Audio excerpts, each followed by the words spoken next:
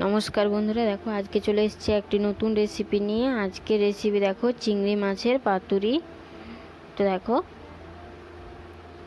দড়িটা কেটে খুব ভালো করে কলা পাতাটা উপর করে দেখো দেখাচ্ছি কত সুন্দর হয়েছে। দেখো একদম টেস্টফুল, দেখো খেতেও কিন্তু দুর্দান্ত লাগে।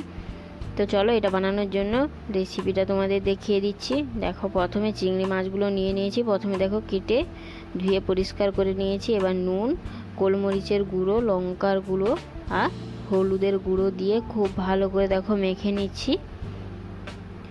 এবারে দেখো একটা কড়াই গরম করে দেখো খুব ভালো করে লাল লাল করে চিংড়ি মাছগুলোকে ভেজে নিচ্ছি। দেখো ভেজে একটা একটা করে তুলে নিচ্ছি। এই তেলেই দিয়ে দিচ্ছি দেখো পেঁয়াজ কুচি, কাঁচা লঙ্কা কুচি, দেখো আস্তে আস্তে করে দিয়ে দিতে হবে। দেখো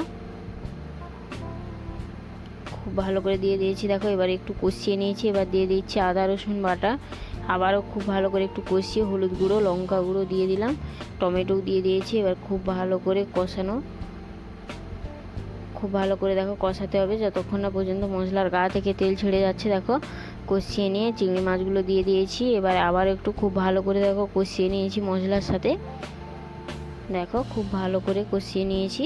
এবার দেখো গ্যাসের আঁচটা কমিয়ে একটা কলা পাতা দেখো সেঁকে নিচ্ছি।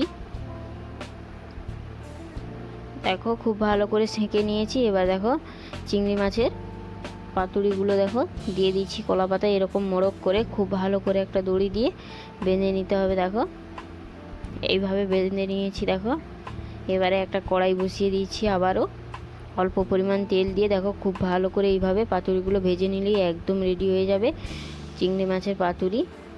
তো এটা কিন্তু খেতে খুবই ভালো লাগে। তো চলো টাটা বাই বাই, পরের ভিডিও নিয়ে ফিরে আসছি।